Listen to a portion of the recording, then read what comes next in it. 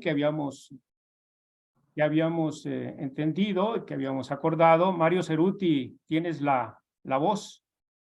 Bueno, gracias de nuevo, José Mario.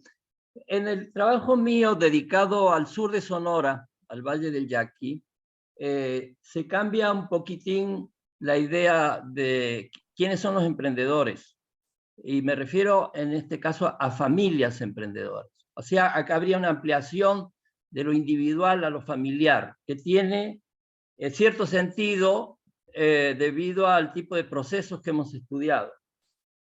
Esto de las familias emprendedoras tiene que ver mucho con lo generacional y con lo intergeneracional, es decir, con la sucesión de actores de una misma familia, de un mismo apellido durante décadas, o como en este caso prácticamente durante un siglo en el Valle del Yaqui. Son trayectorias familiares vinculadas con dinámicas regionales de largo plazo, así se las puede evaluar, una vez que lo observa uno en la larga duración.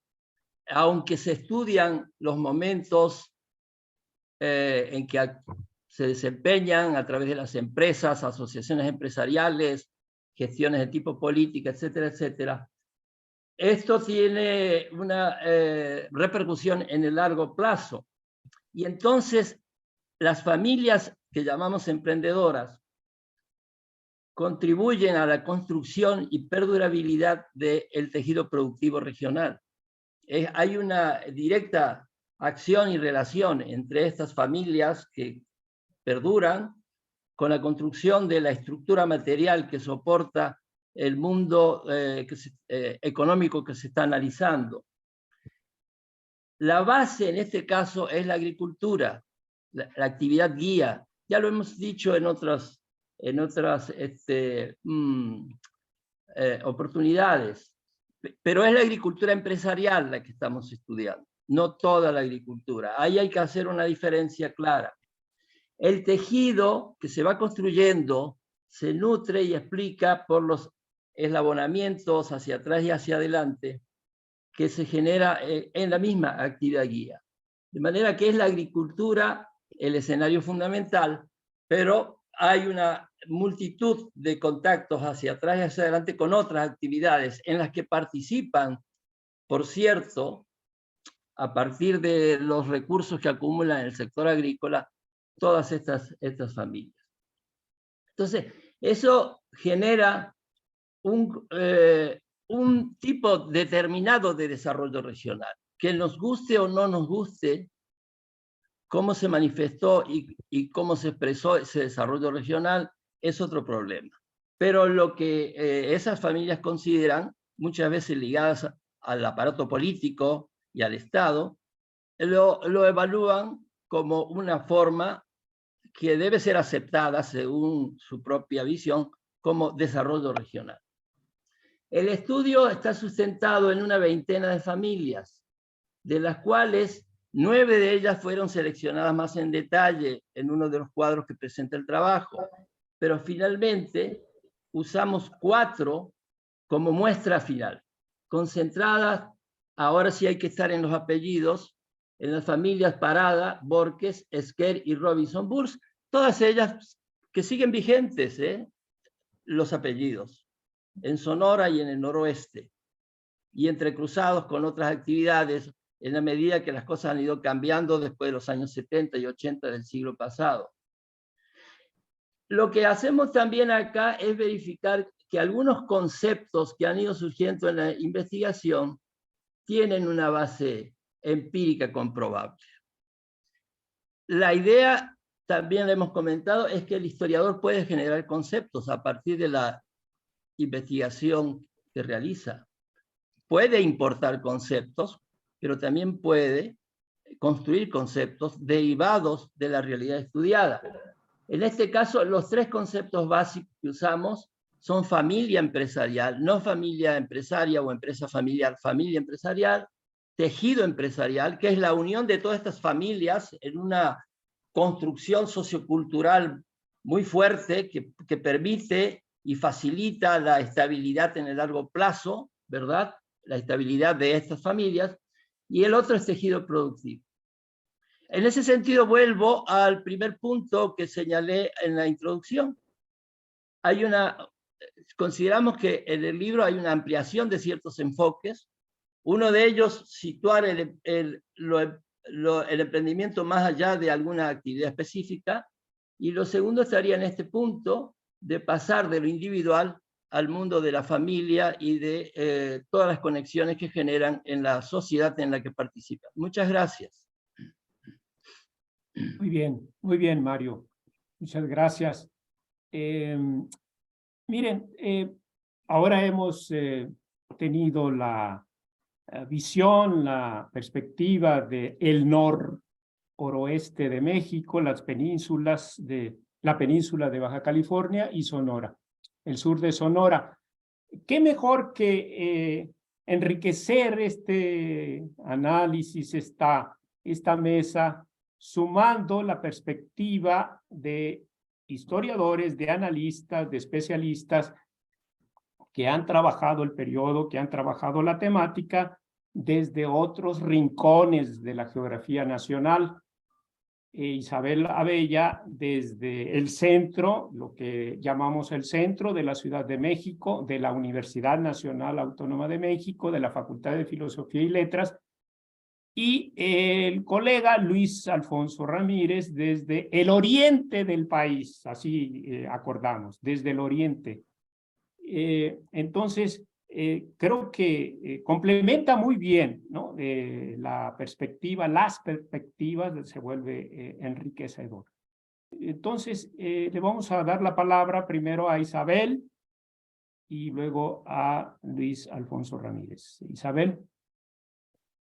Gracias. Bueno, pues comienzo por agradecer la invitación para comentar esta obra y por celebrar pues que ya tenemos una discusión sobre el número 9 de esta colección Norte Estudios, que bueno, como nos señalaba Mario Ceruti hace rato, ya va más avanzada, pero creo que ha tenido varios títulos pues muy refrescantes y con perspectivas interesantes, ¿no? Y bueno, este libro pues no es la excepción. Bueno, voy a comenzar por dar algunos comentarios generales sobre el libro, en particular sobre los nudos temáticos y problematizadores que me parece cabe destacar. Y luego voy a plantear algunas pues inquietudes y perspectivas de investigación que desde mi punto de vista pues cabría como discutir más, ¿no? Y avanzar en ellas. Bueno, entonces es un libro que a la vez que pues está pensado para la difusión, tiene una redacción ágil, imágenes, mapas, cuadros. Como decían al principio, se basa en una investigación original, bueno, en 3 investigaciones originales muy bien documentadas, ¿no? Que se basan en investigación pues, de archivo, ¿no? Y en los archivos del Registro Público de la Propiedad, en notarías, en hemerografía. Entonces, ahí tienen un sustento importante y bueno, eso da la posibilidad de que al mismo tiempo que para quien no se ha acercado antes a estos temas, se lleve una mirada que le permita entender cuáles son las problemáticas que se están abordando, al mismo tiempo, para quien ya tiene una trayectoria dentro de la historia económica, pues pueda despertar como inquietudes para el trabajo adelante, ¿no? Entonces, creo que esa es una primera virtud. Ahora, en cuanto a los nudos temáticos y problematizadores, bueno, destacaría primero que sí, el hecho de enfocarse en 3 estudios de caso muy específicos nos permite refrendar esto que ya desde hace décadas nos ha mostrado la historiografía del norte, pero que creo que sigue siendo un campo fértil para el estudio y que es esta problematización a partir de regiones, y en este caso son regiones, digamos, que tienen frontera, ¿no? En un caso Baja California, pues porque está dentro de la dinámica de las relaciones transfronterizas, y en el caso del sur de Sonora, porque como lo señala Ceruti, pues está en una realidad, digamos, económica biestatal, ¿no? Es decir, sur de Sonora y norte de Sinaloa. Entonces aquí vemos espacios económicos que no pues responden a las fronteras administrativas, ¿no? Y que hay que ir delimitando y que además pues nos dan pistas para pensar otras mismas regiones dentro del mismo norte, ¿no? Es decir, son casos que también podemos encontrar, pues, no solo en el noroeste, sino ya más hacia el norte, centro y el noreste. Bueno, un segundo punto que a mí me parece que es un acierto es que se trata de, como lo decían, sí hay empresarios, sí hay empresas, pero sobre todo esta noción de emprendimiento, ¿no? De personas emprendedoras que están desde que se concibe una idea, ¿no? Cómo se va transitando para hacerla posible, ¿no? Fundarla y llevarla a cabo. Entonces, en ese sentido, pues tenemos, pues sí, una mirada amplia de los perfiles protagónicos, porque estamos hablando tanto de extranjeros que de alguna manera son aves de paso en este proceso, por ejemplo, en el texto de David Piñera, ¿no? Que dice, tienen una acción coyuntural, pero en realidad con resultados los que podríamos denominar estructurales, ¿no? Es decir, llevan a cabo cambios o fundan emprendimientos que van a tener una vida más allá de sus creadores. Están también, pues obviamente, bueno, extranjeros de distintos ámbitos, mexicanos en México y en el extranjero también que están conectándose con esos emprendimientos. Y bueno, esta gama de pues emprendedores que van desde los concesionarios, como decían, intermediarios, productores, incluso es esta parte de las uniones y las asociaciones que no se toca tanto, pero que creo que es muy importante y bueno, más adelante la voy a retomar. Entonces, a mí me parece que uno de los puntos fuertes y que cabría discutir más es esta parte de la intermediación y cómo la intermediación a veces pasa desapercibida, digamos, o no se ve tanto, como ya el resultado productivo el resultado económico, pero pues que es parte fundamental de cualquier, bueno, de muchos de estos procesos, ¿no? Y pues hay realmente pocos trabajos todavía al respecto, me parece, es decir, ha habido abordajes desde otras regiones, por ejemplo, pienso para el siglo XIX en el caso de Juliette Levy, ¿no? La parte de los notarios, por ejemplo, algunos trabajos de Gabriela Recio, ¿no? Sobre los abogados en las empresas, pero toda esta gama de personajes que entran en los emprendimientos y que están pues inmersos en la dinámica, repito, a veces no se identifican tanto y tampoco se les sigue, ¿no? Entonces creo que ahí hay un punto que vale la pena advertir y que está presente pues en los tres trabajos, ¿no? De distinta manera.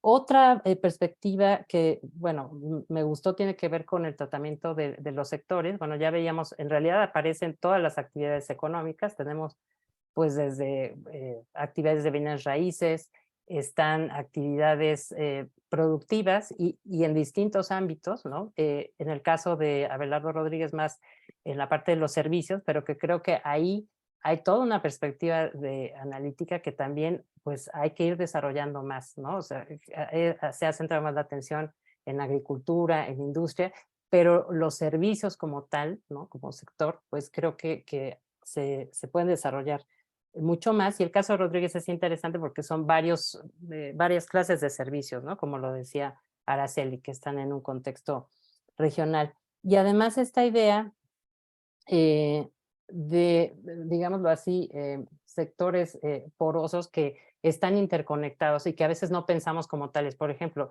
este caso que toma Ceruti de Ciudad Obregón nos permite ver cómo es una ciudad agrícola, ¿no? Que generalmente hacemos esa división de decir, bueno, las ciudades están más enfocadas a la industria y lo rural está conectado con el sector primario, ¿no? Básicamente, bueno, principalmente con la agricultura. Entonces aquí pues podemos discutir qué tan agrícola o no es, porque además lo que nos plantea Ceruti es, bueno, no solo es la agricultura en sí, sino todos los servicios que están conectados con esa agricultura empresarial y entonces habla pues de la funcionalidad de las actividades, o sea, son actividades que al final tienen una función dentro de esa actividad agrícola y en esa medida pues también podemos pensarlas como parte del sector primario, ¿no?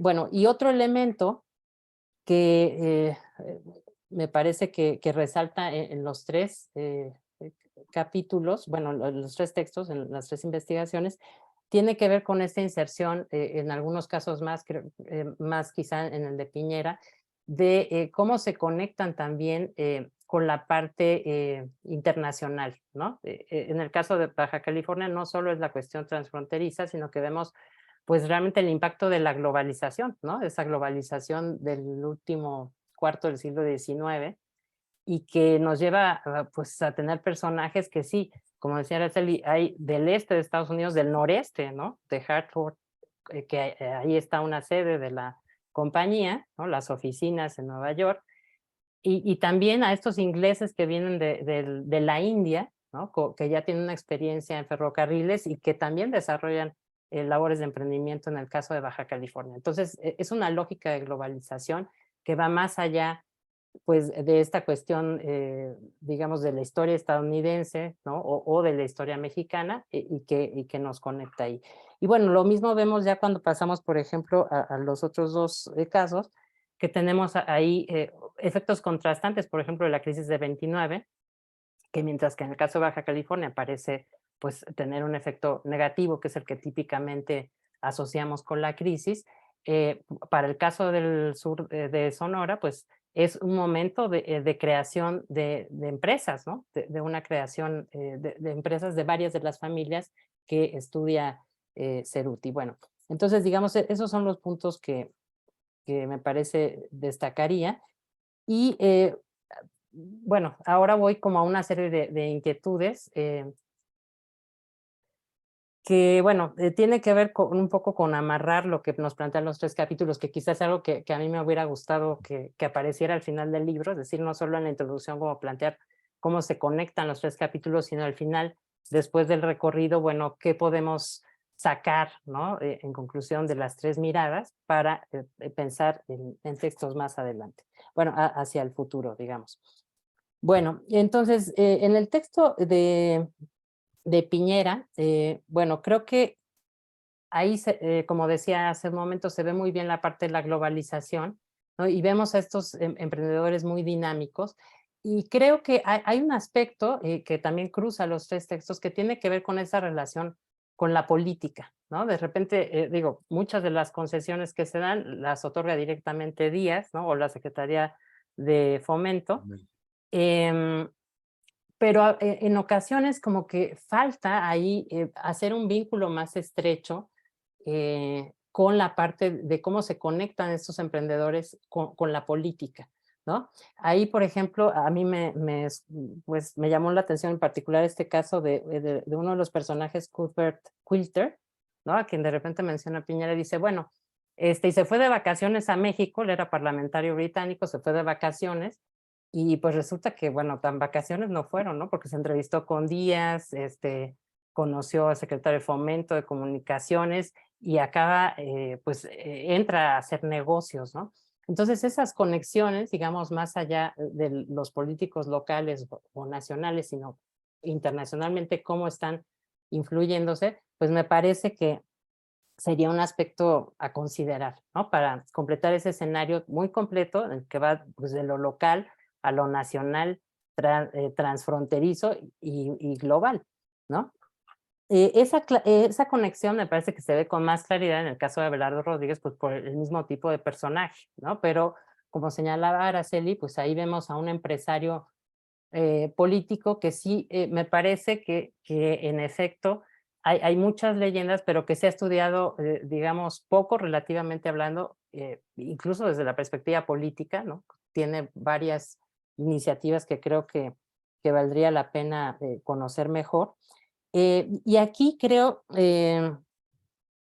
bueno, que habría que abordar o se podría enriquecer, ¿no? Ya me gustaría como conocer la perspectiva de Araceli en ese sentido, con una conexión más franca con los intermediadores que no son estos empresarios políticos, digamos, porque Abelardo Rodríguez tiene pues esta inquietud, iniciativa, ¿no? Personal de ir probando de todo, ¿no? Un poco, no fue cantante, no fue maquinista, ¿no? Porque una serie de circunstancias se le atravesaron y al final acaba siendo pues un político muy relevante que llega a la presidencia y un empresario también muy relevante, pero además hay una gama de intermediarios que también facilitan el emprendimiento, digamos, sin ser empresarios necesariamente, o sea, que son esa gama de funcionarios públicos y que no son solo funcionarios públicos locales, ¿no? Por ahí mencionas, por ejemplo, el caso de Epigmenio Ibarra Jr., ¿no? Muy de pasada, pero que nos da una probada quizá de una perspectiva analítica que a mí me parece que también puede arrojar conexiones entre estas experiencias regionales y una dinámica nacional, ¿no? Porque finalmente esos funcionarios pues tenían la mirada desde lo que estaba pasando en el centro, digamos, con distintos negocios, y ahí creo que podemos encontrar pues vínculos que además me parece que van a ser muy importantes para la siguiente etapa que ya nos anuncias, y espero que llegue pronto, esta de Abelardo Rodríguez ya en la presidencia, ¿no? Haciendo, o sea, cómo esa experiencia de emprendimiento a nivel de Baja California, pues le va a permitir quizá, tener iniciativas igual empresariales, pero ya desde la presidencia de la República, ¿no? Y ahí, por ejemplo, me parece que los enfoques que tienen son complementarios porque si tomamos, por ejemplo, la forma en la que Piñera trabaja, ¿no? A sus personajes y va indagando pues en estos archivos familiares, correspondencia, y ampliamos un poco más, me viene a la mente la figura, Araceli, de William Allen, ¿no? Que dices, bueno, aparece también en varias empresas. Creo que eso daría como un cuadro pues más integral de cómo se están moviendo estos personajes, para también entender mejor como los cambios, ¿no? Porque creo que ahora lo que vemos en la obra, bueno, y eso es la misma intención de ir desde 1870 hasta 1970, es como más las continuidades, ¿no? Y sí hay una serie de transformaciones en los emprendimientos, pero creo que si ahondamos en este tipo de redes, ¿no? Cómo van cambiando, pues ahí también veremos quizá algunas transformaciones, ¿no? Supondría yo, en virtud de cómo va cambiando también el trasfondo político, ¿no? Bueno, y en la cuestión política también, y ya pensando en el tercer estudio, el de Cerruti, que nos plantea esta cuestión de cómo hay un tejido, en efecto empresarial, un tejido productivo que se mantiene a lo largo del tiempo, ¿no? Que es mucho más longevo, y que pues nos permite entender cómo esos apellidos pues siguen estando incluso ahora de manera muy destacada. Entonces ahí me parece que, bueno, aunque digamos los casos seleccionados nos dan cuenta pues de estas familias, de las familias que más presentes están, ¿no? En función de cómo se repiten los apellidos. Y en el caso de Robinson Bush, bueno, que tiene un poco otro perfil, pero también nos permite hacer ese seguimiento. Ahora, se mencionan ahí algunas, la familia, por ejemplo, Elías Calles, que bueno, esa es como muy evidente, pero creo que también valdría la pena preguntarse ahí si no hay un tejido, yo lo llamaría como un tejido político, que va acompañando, ¿no? Porque si bien, digamos, el empresariado nunca fue como parte del sistema político como tal, pues va fortaleciéndose, por ejemplo, a través de estas asociaciones, ¿no? Que tienen una clara vinculación con el poder y tienen manera de negociar, canales de negociación importantes, ¿no? Entonces, esa parte de seguir las asociaciones, las uniones, es decir, instancias que no necesariamente producen, ¿no? Pero que son parte del emprendimiento, porque finalmente permiten llevar, pues desde permisos, créditos, ¿no? Cabildear con el poder. Entonces, creo que ahí quizá, no sé, valdría la pena pensar en ese tejido político y cómo va cambiando. A mí, por ejemplo, me viene a la mente en particular cuando leía el capítulo, cómo, si es cierto, hay una conexión con la Revolución Verde, ¿no? Y cómo va cambiando la actividad de Ciudad Obregón, ¿no? Y bueno, tenemos esa conexión. Pero luego cuando pasamos a la familia de Robinson Bush, bueno, o a esta, digamos, familia empresarial, tenemos de repente como otro giro, ¿no? Ya no están interesados, digamos, en la agricultura, sino que se van a la ganadería, ¿no? Es la parte de la avicultura. Y ahí tenemos también un contexto político que va cambiando, ¿no? Porque sobre todo en los 60 va a haber un impulso desde el gobierno central en materia de ganadería. ¿no? Entonces, creo que ahí esa conexión también, digamos, sería interesante establecerla para ver qué tanto se mueven dentro de esa, es decir, que, si, digamos, la idea de la empresa se mueve dentro de ese ámbito para responder a esa iniciativa, digamos, nacional, o tiene que ver con un impulso local que al final retoma a nivel nacional el gobierno central para darle un impulso general, ¿no? 2 minutos, Isabel. Ay, perdón, sí. 2 minutos. 2 minutos. Bueno, otras dos cuestiones, ya lo dejo un poco a manera de pregunta, que retomaría es, bueno, esta dificultad de rastrear a los empresarios silenciosos, ¿no? Araceli tuvo la fortuna de, pues, tener la correspondencia, pero yo creo que sí, pues, vale la pena preguntarnos cómo podemos rastrear pues esos vínculos que en efecto a veces o sea, son terceros que están actuando, pero en realidad están moviendo capitales de alguien más, ¿no? Y también cómo podemos, pues quizás rastrear a estos acuerdos informales que menciona, por ejemplo, Cerruti, que no todo pasa necesariamente por los canales legales, ¿no? Esa sería una problemática. Y la otra, que también creo que pues, para completar los perfiles podríamos ahondar en esto, es la presencia de las mujeres, ¿no? Que aparecen también mencionadas, sobre todo en el texto de Cerruti, pero bueno, vemos, por ejemplo, hay un ejemplo en Piñera también de una propietaria, y cómo van cambiando esos perfiles, es decir, esos perfiles protagónicos, cómo cambian en cuanto a composición.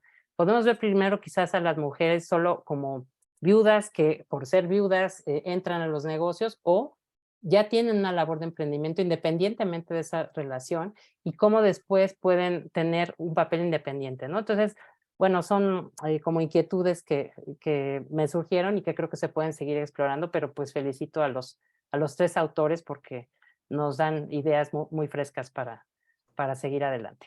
Gracias. Muchas gracias, Isabel. Bien por apuntar problemas, preguntas que ya deben estarlas tomando ahí en cuenta Araceli y Mario Cerruti. Luis Alfonso Ramírez es académico también de larga data en la Universidad Autónoma de Yucatán.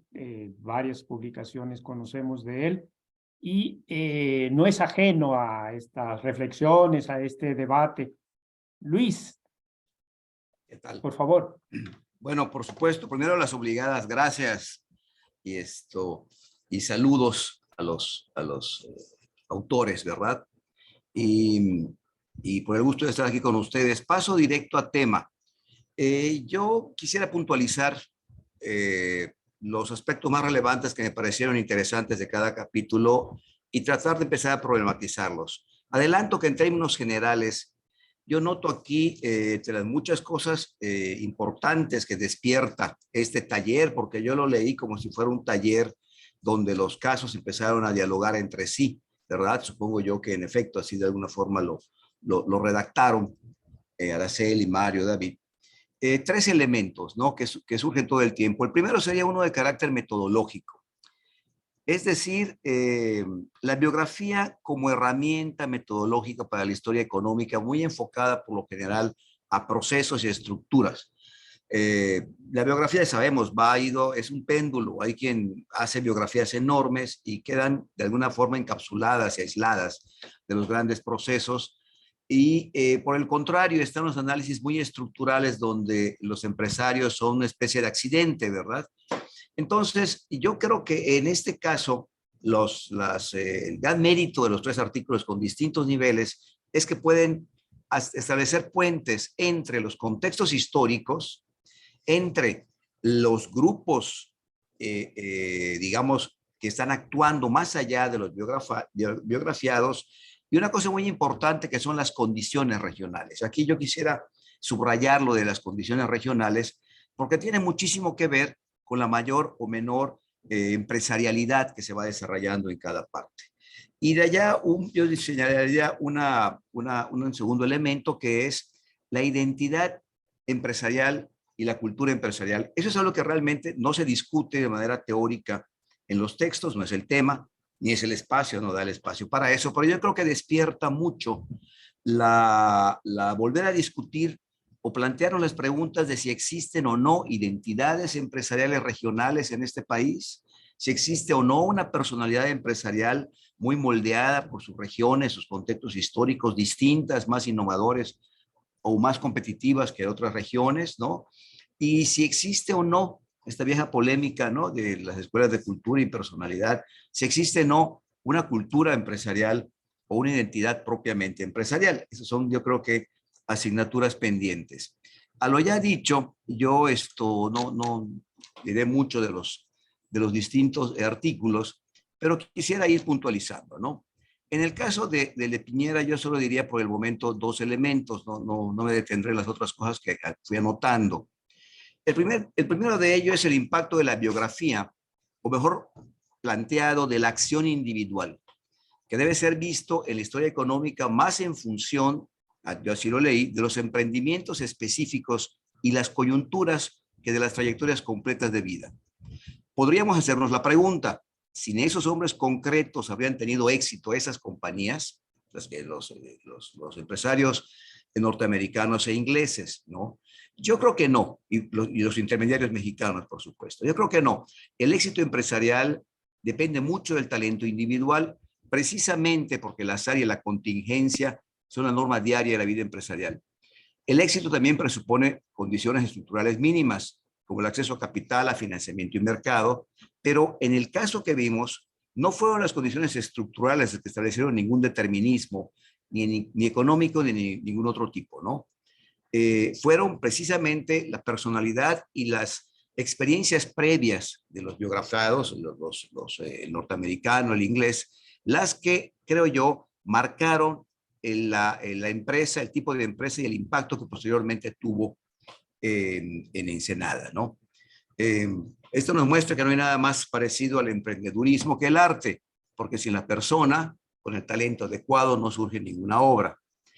Por último, este trabajo muestra el adecuado ensamblaje entre la historia local, la nacional y la internacional, no solo como un enfoque economicista mostraría en términos de mercados, que es lo que uno tendería a pensar por estos puentes globales que establecieron con Estados Unidos, con la experiencia inglesa, sino de experiencias vividas, de subjetividades creadas y de modelos de otras vidas posibles con la que estos empresarios extranjeros llegaron a México, ¿no? Yo creo que en ese sentido son un buen ejemplo de lo que es la esencia del enfoque biográfico en la empresa. En el caso del trabajo de Araceli, de Abelardo de Rodríguez, yo creo, me gustaría decir varias cosas. Uno, nos muestra una visión distinta de la empresarialidad del noroeste, porque combina la acción de los emprendedores de afuera con la de los de adentro. Es decir, hay un equilibrio, aunque suena difícil decirlo porque el mismo título se centra en un personaje. En realidad, si uno lee bien el texto, no es una biografía del personaje, es una biografía de las relaciones, ¿sí?, que el personaje va construyendo, donde, ¿sí?, los de afuera con una vista a los mercados y con las corrientes de negocios mundiales, y los de adentro con un conocimiento de los recursos locales, físicos, sociales y políticos. Por supuesto, en el caso de Abelardo, los de adentro los lideraba él, ¿no? En su trabajo resalta la atención en la modernidad empresarial, que es algo a lo que no se le concede suficiente importancia. Yo creo que queda muy claro, no lo subraya la autora, pero queda muy claro que la modernidad y la especialización empresarial fue muy temprana. Fue un desarrollo que bien tuvo su mayor fuerza en el Porfiriato, pero que con todo lo que suponemos o lo que vemos en el caso de Araceli, no se detuvo en lo absoluto con la revolución. Las sociedades anónimas, la administración y algo a lo que uno no suele prestar la importancia, que es la contabilidad moderna, es claro que fueron básicas en el establecimiento de estas empresas que combinaban a gentes de fuera con mexicanos. Junto con la modernidad reaparece el viejo broker, el emprendedor local como intermediario y la tierra como medio privilegiado de negociación y de intercambio.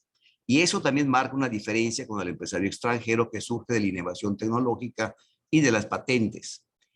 Ese trabajo yo lo veo como un rescate de perspectiva. La revolución ensombreció el estudio de las élites locales como emprendedoras y modernizadoras. Se centró en la leyenda negra del Porfiriato, la narrativa oficial de ricos, élites, antiguo régimen versus el México nacionalista, nos ha impedido ver la faceta y el papel empresarial de las élites, tanto las porfirianas como las de las primeras 2 décadas del México revolucionario. Este enfoque de los ricos malos, ¿verdad?, nos ha dejado grandes lagunas en los estudios de las historias empresariales, en especial de las regiones de México. Dicho sea de paso, eso se está repitiendo en estos años recientes, pues al ser otra vez los empresarios los villanos de la historia, ahora es más difícil entrevistarlos y obtener información que antes. No está de más señalar que el papel tan importante de Abelardo Rodríguez está también ligado a dos elementos regionales: la dinámica intensiva en necesidades de infraestructura básica, en especial energía y transporte, y en el auge del comercio y las actividades secundarias relacionadas con la intensa derrama de dinero en el noroeste, aunque la derrama fuera desigual. Lo que Mario decía, el tema por discutir, de si este desarrollo fue o no desarrollo, esto desde el punto de vista de los empresarios, y yo creo que y mío mismo, yo creo que sí fue desarrollo, aunque fue un desarrollo muy desigual, ¿verdad? Pero el tema queda planteado. Hubo un tremendo cambio en la sociedad, en la economía de estas regiones. Este papel permitió el éxito y otorgó gran protagonismo al político empresario para la operación de las compañías extranjeras, y reforzó esos elementos que el turismo fue una característica muy temprana y muy particular que estimuló los mercados de la Baja California. El turismo es un elemento importante que resalta, creo yo, en los mercados de toda la región. Un elemento que no es más que una trivia son los barbachano, que menciona Araceli, los que se dedicaban fomentaban la empresa telefónica y la electricidad, ¿no? A los barbachanos que ella menciona los sacó la Revolución de Yucatán hace 1910, pero su padre y abuelos fueron empresarios muy importantes en Yucatán y en Mérida durante todo el porfiriato, y sus primos, sus descendientes, siguen siendo empresarios muy importantes en el sureste en la actualidad. Eran empresarios ya formados y con redes cuando migraron hacia el norte, que fue hasta donde pude averiguar de ellos aquí. Y hay muchas frases hermosas en esta parte del capítulo. El político empresario como empresario silencioso, pues es muy bonito. Otro nombre hermoso como empresario fronterizo, intérprete apoderado, socio fundador de empresas. Nombres bonitos para lo que en algunos otros trabajos se dirían llamados prestanombres. Pero no fueron solo prestanombres, fueron gentes que se apoderaron de un know-how, se apoderaron de una relación propiamente, y a través de esto desarrollaron sus propias empresas, ¿no? Lo que es claro es que las redes políticas fueron fundamentales para el éxito empresarial, que también requería la apropiación de tierras. El vínculo entre tierras, poder, ¿sí?, hacían obligatorios a los intermediarios, y en especial hizo fundamental a los políticos, ¿sí? Yo creo que ese es un elemento muy importante a señalar en el caso de México, que lo diferencia también de otras partes, por ejemplo, en el caso del propio Estados Unidos. La apropiación de las tierras, el hecho de que muchas tierras tuvieran ya una naturaleza ejidal, hacía fundamental a la agente gubernamental, a quien pudiera actuar como un gozne entre las comunidades, entre el acceso a la tierra, por supuesto, y la capacidad de poder invertir en ellas, ¿no? Yo creo que esto reforzó mucho el papel de un personaje como Abelardo de Rodríguez. En resumen, uno de los aspectos más importantes de este trabajo es la dimensión del poder, creo yo, en la explicación del emprendedurismo, esta vez bajo la forma de un poder de Estado. A fin de cuentas, Abelardo de Rodríguez era funcionalmente un hombre de Estado, es decir, estuvo a cargo de la región, fue presidente de México, era fundamentalmente encarnaba el poder político, lo que es una constante, y no solo en el caso de México, claro, pero yo creo que es lo fundamental para explicar la trayectoria empresarial de Abelardo Rodríguez.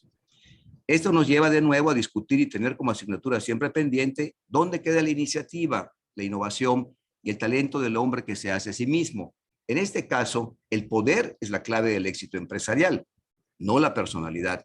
Y Abelardo superó con creces a las élites porfiristas en la región en cuanto a poder. El concepto de oligarquía, que me parece detestable en sí mismo, lo confieso, no dejó de aparecerse en la mente y no deja de ser interesante para continuar discutiendo el caso. El tercer caso, el de agricultura, familias, emprendimientos en el Valle del Yaqui de Mario, pues obviamente Mario, como bien mismo señaló, extiende su análisis más a las redes de parentesco y a las familias empresariales, ¿no? El concepto clave para entender el capítulo, yo creo, es un par de conceptos: familias empresariales y diversificación productiva, ¿sí? Para ello, por supuesto, no discutiré. Mario define con claridad lo que entiende por ambos conceptos. Estudia 4 casos, como ya vimos, los quehaceres y emprendimientos de los Parada, los Borges, Esquer y los Robinson Bulls, y analiza después las variables del contexto, el papel de los ríos, de las presas, de la naturaleza. Es interesante aquí porque generalmente se habla de la tierra, pero obviamente en el caso del Valle del Yaqui es el riego y el papel del Estado en el riego el que es en sí mismo un actor que es necesario analizar. El Estado cambió las condiciones para explotar los recursos naturales. El artículo se enfoca en un trinomio: riego, carreteras y agrociudades. El trabajo es un excelente ejemplo de cómo el Estado participa en la construcción de estructuras de oportunidades. Y una vez, de alguna forma o simultáneamente al proceso de construcción de estas estructuras de oportunidades, aparecen los innovadores, los individuos que las aprovechan y que después, por supuesto, las mantienen a través de sus familias. En el trabajo se establece luego el vínculo entre un modelo de desarrollo regional. Pues estuve jugando con esta idea tratando de ver si en efecto de los tejidos productivos podíamos pasar a la noción de modelos de desarrollo regional. Yo creo que no, yo creo que más bien encontramos políticas regionales de desarrollo impulsadas por el Estado, políticas más que modelos, y de estas políticas un vínculo donde se encontramos el surgimiento de emprendedores. Es decir, en este caso hay una combinación de personalidad, geografía y oportunidad, la mar de interesante, en el caso analizado del Valle del Yaqui, ¿no? Que de pronto invita a pensar cómo estos 3 elementos, ¿no? La naturaleza, el Estado, el poder y la personalidad, pueden mezclarse para generar empresarios exitosos. Nos muestra que hay pocas familias empresariales, pero las pocas familias empresariales tienen muchas actividades. La diversificación se vuelve una estrategia de extensión empresarial, pero diversificar es también una estrategia para monopolizar oportunidades y a fin de cuentas es la lógica de la acumulación de capital en contextos de incertidumbre política y de demandas limitadas del mercado ante un desarrollo regional y nacional también muy limitado, la que la provoca. Es decir, hay que diversificarse y el proceso de diversificación mismo es en realidad un proceso de monopolio de oportunidades, ¿sí? No se monopolizan sectores ni ramas, se monopolizan o estructuras de oportunidades para hacer negocios. Y sin embargo, como puede verse en el caso de los Parada, se mantienen ejes básicos de actividad que tienen que ver con los procesos productivos de las empresas de mayor intensidad de capital y ganancias. Y alrededor de ellas se van construyendo racimos de empresas con el paso de los años, mostrando que los grandes empresarios son proyectos de largo plazo, ¿sí? Y están, por supuesto, las sociedades. Las grandes familias empresariales se vinculan entre sí primero con negocios y de allí se pasa a la obligada vinculación matrimonial y social, siguiendo una tendencia típica de formación, recambio y circulación de élites, donde el dinero, la empresa, el poder, el amor y el contrato social se van fundiendo ahora sí que en un solo cuerpo, como diría un sacerdote a la hora del matrimonio, donde lo que se unen, ¿verdad? Entraron 2 y sale 1 de la iglesia, salen un solo cuerpo, un solo capital y una sola red. Esta es una dimensión propia de la formación de clases altas y va mucho más allá del emprendedurismo. Y yo creo que estos conceptos tocan la esencia misma de la reproducción social a través de 2 instituciones sociales básicas, que son el parentesco y la reciprocidad, la no escrita, pero la que funciona en el mundo de los negocios, ¿no? También el trabajo nos muestra que en el caso del Valle del Yaqui se dio el hermanamiento del Estado con el capital privado, pero en ese orden de importancia. Es decir, primero se agriculturiza el territorio, se genera una infraestructura, un proyecto, una política de desarrollo regional, y esta es la que luego, con la participación del capital privado, es la que da origen al tejido empresarial y a las familias empresariales, como lo muestran las 4 familias. Por último, en este caso, sí pasaron a conformar estas familias estudiadas un tejido productivo. Y yo creo que eso queda claro. Sin embargo, no deja de ser útil hacer la pregunta de qué es en realidad un tejido productivo. Los elementos centrales que maneja Mario parecen ser la permanencia de los actores, asumiendo que estos no son personas, sino familias empresariales, y el segundo elemento es la permanencia, continuidad o derivación de actividades productivas relacionadas entre sí a lo largo del tiempo, es decir, un encadenamiento empresarial. Pero, ¿qué pasa si encontramos regiones que cambian de vocación productiva totalmente? Ya sea por la fuerza del mercado, por la fuerza de la globalización, por la fuerza del Estado, y se tienen que reconstruir nuevas condiciones productivas. Aunque encontremos las mismas familias de gran capital participando en estas actividades, como por ejemplo muchas de estas siguen, Lo que es lógico, pues son las que tienen las grandes fortunas para invertir. La pregunta es, ¿estaríamos ante un tejido productivo y lo podemos ver como la estructura material de un tejido empresarial o estaríamos ya en otra etapa del desarrollo productivo?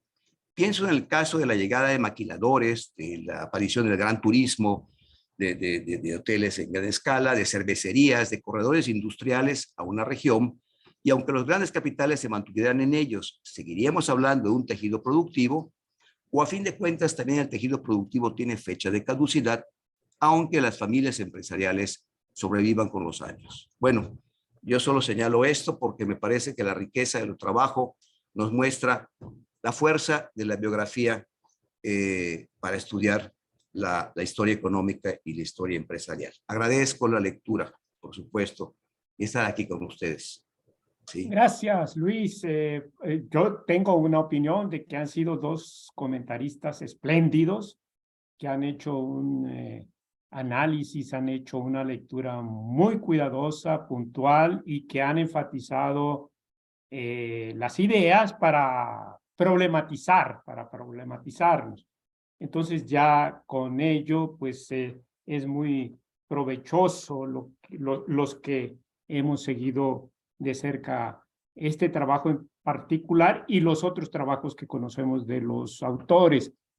Me parece pertinente que los autores reaccionen unos minutos breves a lo que más les ha llamado la atención, lo que más les ha parecido, en lo que están en desacuerdo, desde luego, de manera que en el mismo orden, Araceli, si te parece, comienzas tú. Los minutos, 5 minutos, cuando mucho, y queremos abrir el espacio para los que están acompañándonos con sus preguntas y sus reflexiones. Araceli. No, muchas gracias. Agradezco a ambos la lectura acuciosa, el haber remarcado lo que se puede aportar para la discusión. Yo creo que más que nada el haber señalado aspectos que permiten rediscutir o discutir aspectos que hasta ahorita han sido quizá poco abordados y que la frontera norte puede propiciar desde estudios como estos acercamientos, que sí que seguramente me va a tocar seguir discutiendo sobre el intermediarismo, sobre los intermediarios, particularmente esto que ya señalaba Isabela y también Luis Alfonso, donde la tierra es un medio privilegiado, pero justo lo que yo intenté es ver realmente cómo se abrían las redes o cómo este personaje abrió sus redes desde esta época donde va a ser gobernador. Claro, me falta la etapa ya como presidente y donde yo creo que ahí va realmente a potenciar todo lo que es su red de subordinados, de amigos, de parientes, que queda dibujado aquí. Pero además que es una gran red que se extiende hacia los consulados, los cónsules, no los consulados como entes, sino los cónsules en Estados Unidos, de México en Estados Unidos, los diferentes, es otro tipo de intermediario que es más especializado, pero que brinda ciertos servicios para hacer posible toda esta participación de capitales externos.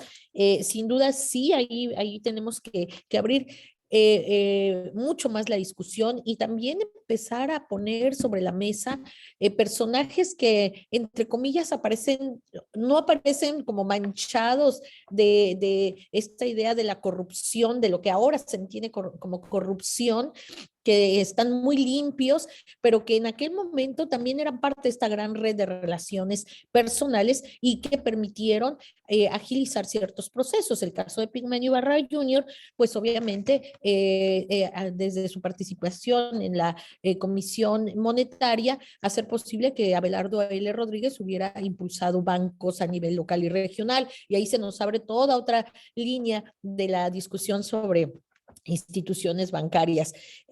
Sin duda que el ser orientar hacia estos conceptos como el de empresario silencioso o el de empresario fronterizo, dice Luis Alfonso, están bien, ¿no? O sea, nos permiten visualizar de otra manera el emprendimiento y estas otras categorías que a mí en particular, la de testaferro, no crean que me gusta mucho, porque en realidad no, al menos en la red, todos ganan, no son testaferros, todos ganan, todos van a tener no sé si poderle decir su mochada, pero no, todos están haciendo su red y cada uno va jugando una parte específica, aunque sea que en algún momento tú digas, pongo 3 acciones o 1999 porque se las estoy cuidando. En algún momento, con el paso del tiempo vamos viendo que estos personajes también tienen sus empresas. Entonces, yo sí me rehúso a la idea de hablar de corrupción si no tengo los elementos. Yo prefiero irme con esta biografía colectiva, si se quiere, más que personal, esta biografía de redes y poder, para justamente ir desbrozando cómo se sientan estas relaciones que, insisto, son familiares, personales, de subordinados, y cuando me refiero a subordinados, porque son subordinados en el ámbito militar, pero son también, y son ascendentes y descendentes, y horizontalmente, un poco a nivel de la familia, ¿no? Entonces, sí, nos encontramos con este personaje, justo nos va a permitir rediscutir muchísimo más, estos aspectos de la organización de una región aislada y que lo he dicho varias veces, para nada desolada, ni pobre, ni nada, sino mucho más volcada a este empresariado que tiene más tintes de una organización moderna, como ya también se señala, donde las sociedades por acciones tienen un peso muy importante y está perfectamente delineado quién juega en una red y con qué participación le toca jugar, es decir, qué rol tiene y el socio minoritario, porque uno va encontrando, ¿no? Incluso además los Brachano, que sí, efectivamente es una familia que se va a perder en el apellido, porque los Barbachano también van a ser impulsores de muchas cosas acá, y al final el Barbachano padre se casa con una mujer que es Chabert, y tiene un sobrino que es Torre Chabert, y a él le heredan todo, o gran parte del dinero que amasaron y la fortuna que amasaron en esta región. Entonces también vemos cómo se pierden los apellidos, pero sí, muy fascinante. Este personaje yo creo que me va a quitar varios años de mi trabajo, o sea, me va a concentrar varios años, pero nos va a poder decir muchísimas cosas de cómo se organizó esta región en torno a esas redes regionales ancladas a lo político nacional, efectivamente. Y muchas gracias por todas sus observaciones. Muy bien, muy bueno, esa es la riqueza de los distintos ángulos, ¿no? De los argumentos que se facilitan cuando la luz se echa al objeto de estudio desde los ángulos distintos. Mario Ceruti, reacciona, por favor. Bueno, excelente realmente, desde la moderación hasta los comentarios, muy minuciosa Isabel, muy minuciosa, y Luis es el rey de las conexiones, él conecta todo y maneja los conceptos. Realmente espero con mi obra póstuma lograr conectar todas las cosas, pero su comentario es realmente excelente. Voy directamente a algunos puntitos que se tocaron. Los intermediarios. Claro, Gómez Morín. Hay algo sobre Gómez Morín. Graciela anduvo en eso, Gabriela. Pero así, desde el punto de vista de cómo se lo está tratando acá, es un personaje que es asesor y a la vez es intermediario. Daría para mucho y ahí está el archivo a mano. La cuestión del tejido político, Isabel, es que ese es el tema que más se ha tratado. No es que haya que tratarlo, sino que es el tema que más se ha tratado. Por ejemplo, Gómez Estrada y Marisela González han escrito mucho sobre ello, tanto que en gran medida a veces cuando los escuchamos, uno pensaba que si no hubiera sido por la política no hubieran surgido los empresarios, que es una vieja retórica en el sentido que planteaba recién Luis, como una forma de decir que no hay empresarios, si no hay corrupción y política, ¿verdad? No, eso se ha tratado bastante y justamente yo intenté hacer lo contrario. Selecciono familias que tienen conexiones con la política, pero que no tienen los grandes apellidos de los revolucionarios, que en Sonora son muy importantes. Me pareció que era la otra parte que había que señalar. Pero, por supuesto que se puede ampliar. Hay varios trabajos en Baja California y en el noroeste y por otros rumbos del norte al respecto, Chihuahua, etcétera, etcétera.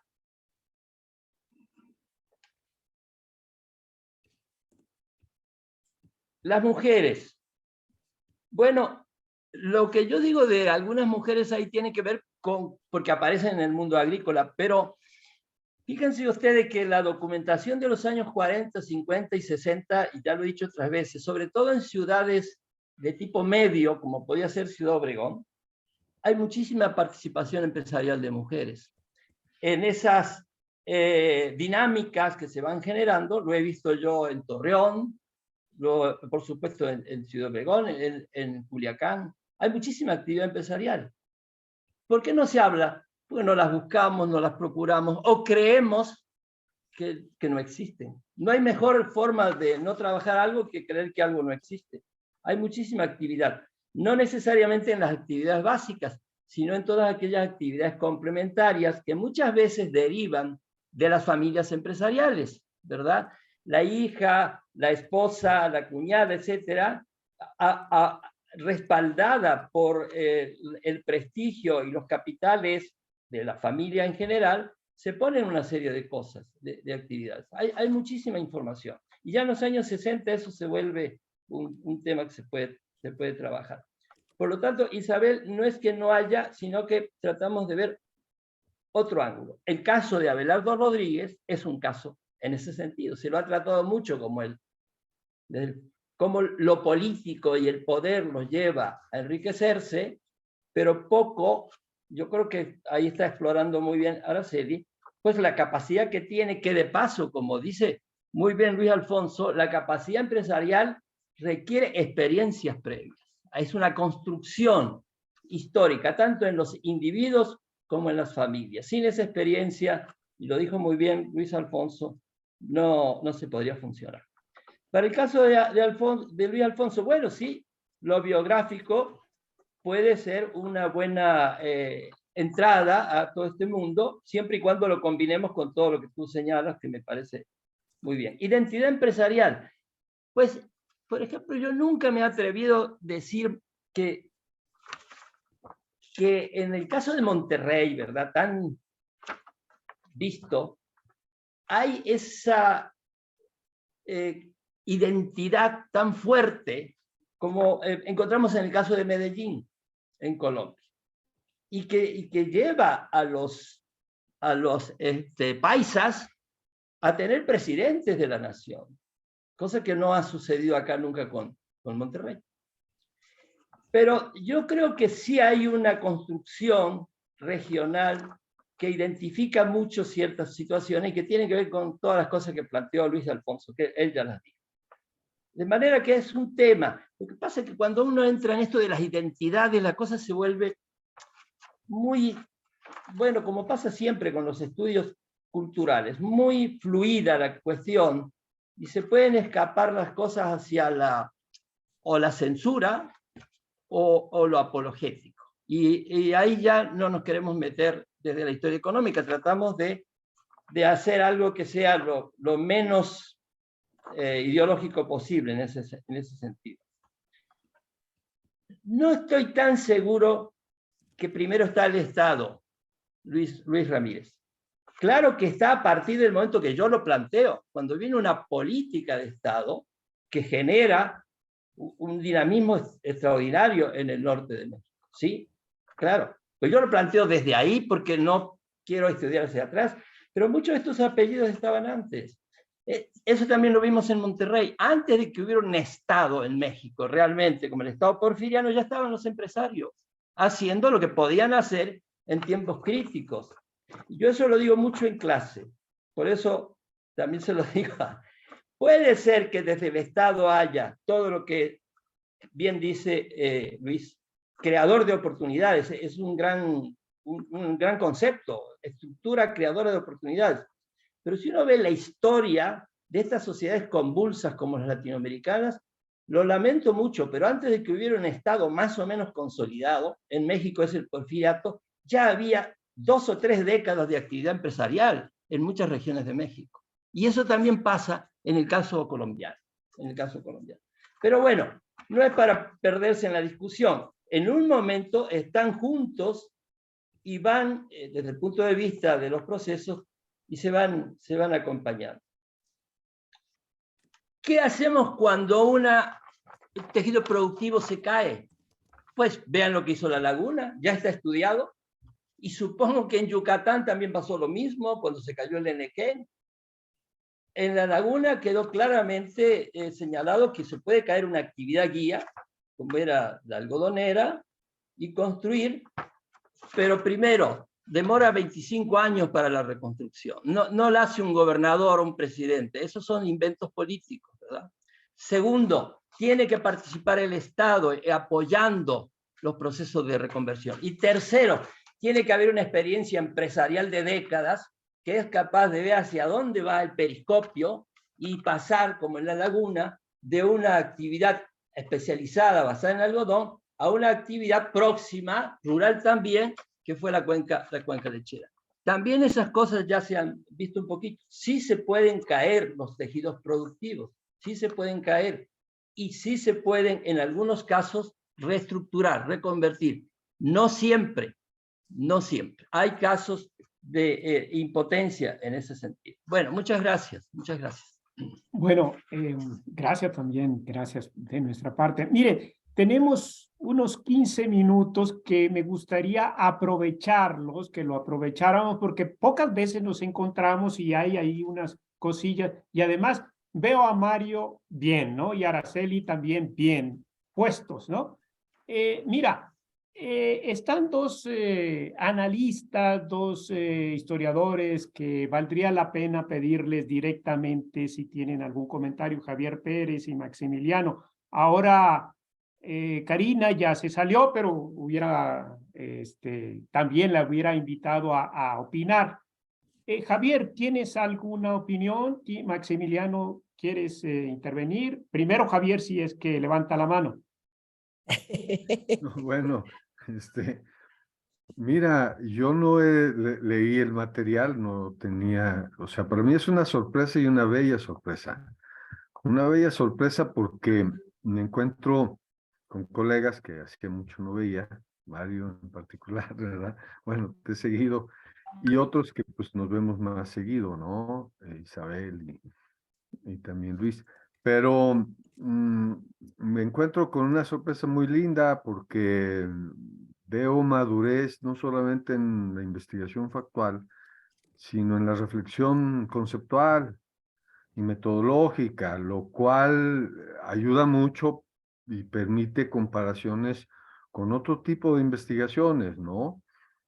Y con otro tipo de experiencias también, porque de alguna u otra manera, bueno, si yo vengo de provincia, en esa provincia hay familias, en esas familias tiene una cierta dinámica de protección de sus intereses que se ancla en el siglo XIX, de rancheros, de hacendados, de ganaderos, de gente que pues ahora que andan con los toros, ¿no? Estos ganaderos que tienen y que están luchando por conservar, por ejemplo, esta especie, y cuyas relaciones, pues ustedes las describen perfectamente, ¿no? La describen perfectamente que como hay alguno que empieza a ser emprendedor y poco a poco la familia complementa.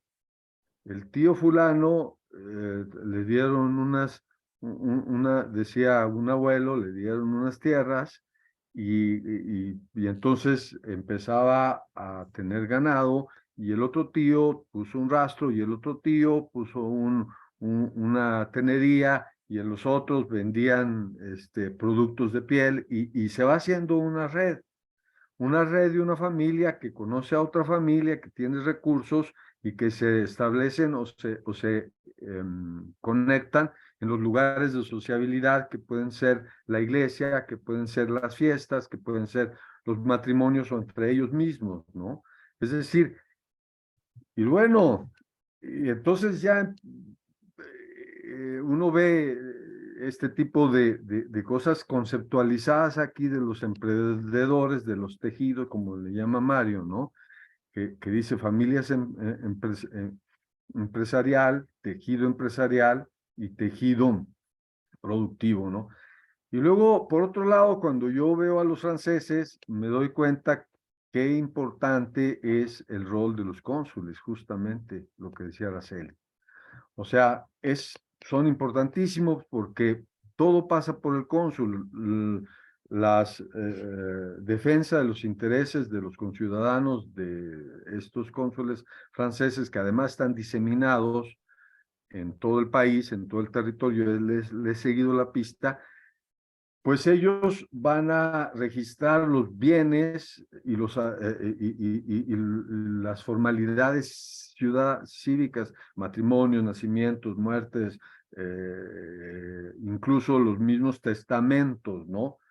Entonces ellos van a servir para conectar determinado tipo de oportunidad, lo que ustedes hablaban, como hablabas, Luis hablaba que es estos momentos de oportunidad, ¿no? Y está el empresario, está la oportunidad y se concreta las cosas, ¿no?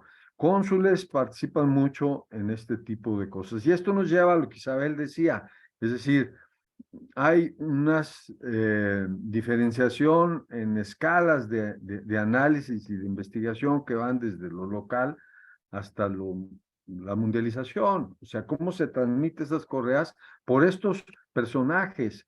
Y estos personajes que son los emprendedores, pero que también pueden ser lo que Araceli decía, los intermediarios, ¿no?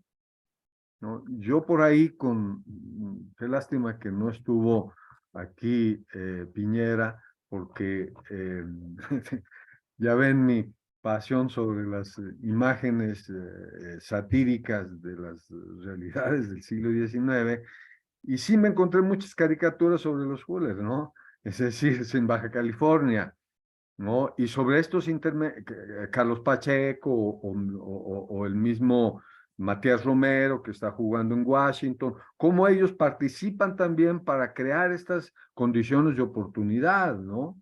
También, en fin, me gusta, sin haber conocido nada, tengo esta posibilidad de comentar gracias a la riqueza de lo que ustedes han realizado, ¿no? Por lo tanto, agradezco mucho. Gracias, Javier. Gracias, Javier. Maximiliano, ¿tienes alguna cosa puntual? Algo que Sí, casi como un dardo, man. sí, nada más. Muchísimas gracias por permitirme participar y llegué a leer el de Mario Ceruti, el texto, solamente un poco los apurones, pero llegué a leerlo bastante, porque vi que era el que más estaba vinculado a los temas que a mí me interesan puntualmente, y la verdad que muy, muy bueno. Y me quedé un poco prendido con el tema de la presa de Obiachit, en el cual él la señala también como un factor central, digamos, para el desarrollo regional. Y pensaba si había, lo leí muy por arriba, o sea, no llegué a profundizarlo tanto, pero si había visto también resistencias por parte de algunos de las pobladores. Yo trabajé un poco sobre acá Salto Grande, y había, bueno, fue desarrollada en tiempos de dictadura y tuvieron que desplazar una parte de la población resistió ligeramente, digamos, no tanto como hubiese sido en tiempos de democracia, y de hecho después otros proyectos que hubo de presa fueron frenados justamente por la presión popular, por no querían ser desplazados, o por temor a a las inundaciones o a los cambios del río y demás. Si había encontrado algún elemento vinculado a esto. Y si, por otro lado, si estas empresas no habían participado en forma indirecta, haciendo lobby, digamos, o de alguna forma para la realización.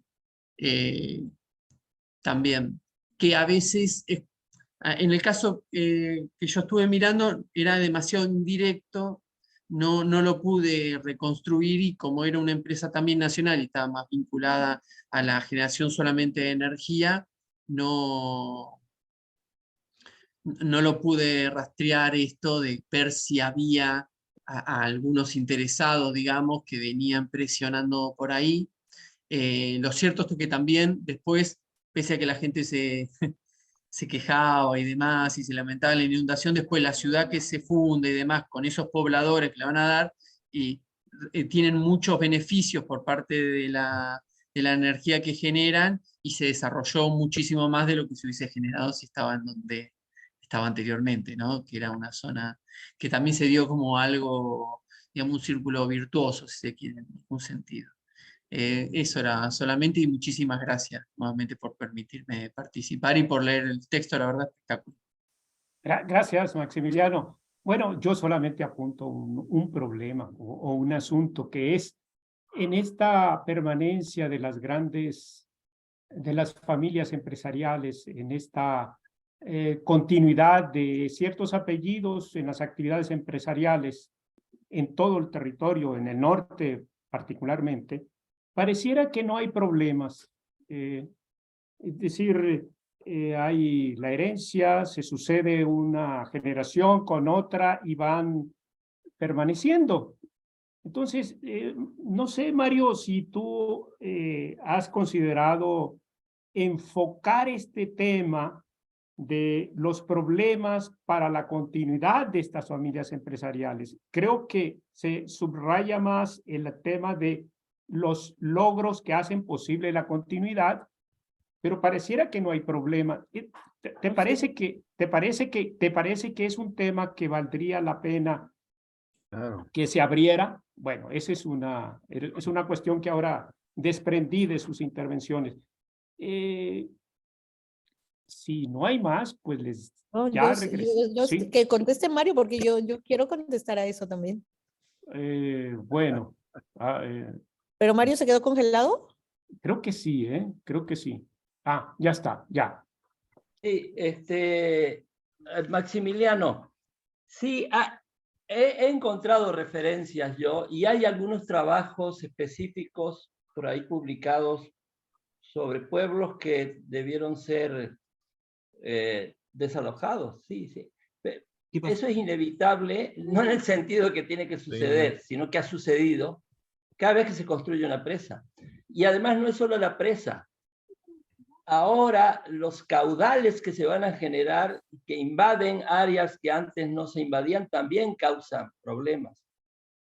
Y no solo eso, desde el momento que se retiene el agua, los ríos se secan, y solamente van a llevar agua cuando se disponga. Y entonces la fauna y la vegetación cambian. No, claro que hay problemas con eso, sí, claro que sí. De manera específica no recuerdo yo los autores, pero hay, incluso creo que en Historia Mexicana han salido algunas cosas. Si te interesa, se puede encontrar. Siempre estas construcciones, también las carreteras, los aeropuertos, en todas partes hay problemas. Y es un punto difícil de resolver desde el punto de vista del Estado y de los que gobiernan. Claro que sí. Y en cuanto a intereses, sí hay intereses empresariales en que se construya obras como la EOIA. Y uno de ellos fueron los Robinson Bus. Yo encontré una escritura que decía que debido a la expansión que la zona de riego iba a tener una vez que se concretara, se terminara esa presa, entonces la empresa debía estar presta para ampliar su tarea. Volviendo a un tema que planteó Isabel, estos no venían tanto de la agricultura, los Robinson, por ellos estaban muy vinculados al comercio de maquinaria, la importación de tecnología. Y también ejercían el préstamo a los productores. Derivan hacia lo avícola por lo que señala Luis.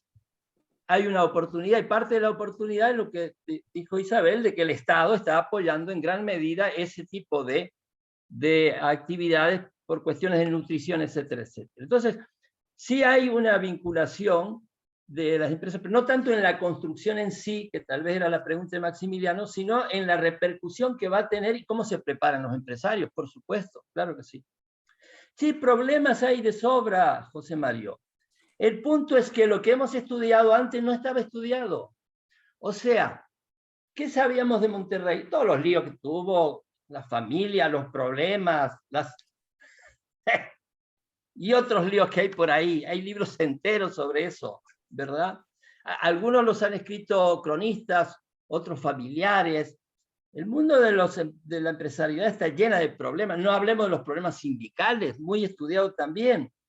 Pero esto que nos dedicamos nosotros, de esta manera, pues abrió una brecha de investigación que da estos resultados. Entonces no es que no haya problemas, sino que no fueron objeto de estudio en nuestro caso.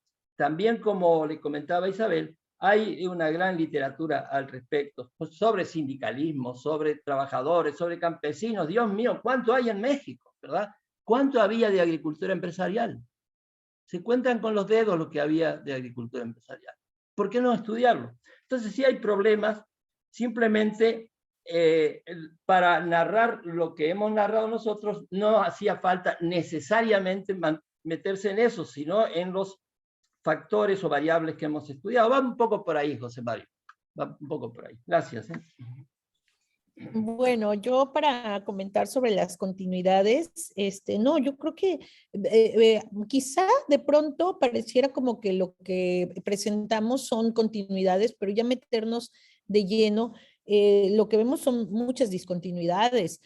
Bueno, les adelanto un poco, Abelardo no va a tener continuidad familiar en términos de negocios de sus hijos, además tienen puros hijos. Y las empresas que van a estar a cargo de su hijo mayor, el hijo mayor muere, no el primogénito, el mayor de su tercer matrimonio muere en el 67, perdón, en el 64, y él muere en el 67, y la esposa vende todo.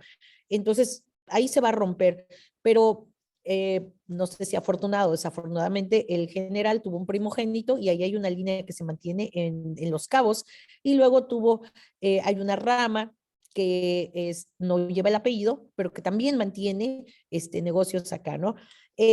Yo terminaría diciendo que sí, vamos encontrando sucesos como los de la familia Barbachano, que aparentemente se pierde la continuidad del apellido, pero en realidad lo que prevalece es la red familiar, que eso lo hemos comentado muchas veces con Mario, ¿no? Y que hemos insistido en que muchas veces, aunque se venda la empresa, si prevalece la red, bueno, ahí hay una forma de hacer perdurable estos tejidos, ¿no? Y yo creo que todas estas discusiones nos van permitiendo, además de lo ya dicho acá, debatir debatir, por ejemplo, con ideas chandlerianas, ¿no? Con el peso del management versus la familia como vía de aprendizaje. Nos damos cuenta que aquí la familia sigue siendo este espacio donde se reproduce conocimiento.